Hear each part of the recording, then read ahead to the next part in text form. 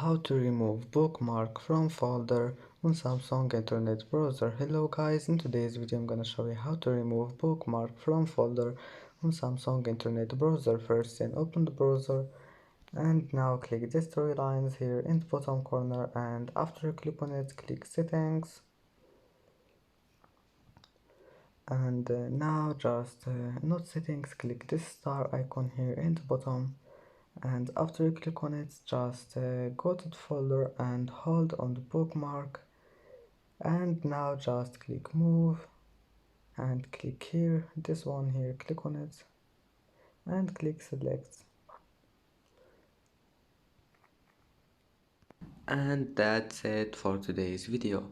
If you like this video, don't forget like and subscribe, and thank you for watching this video until the end, and see you in the next video.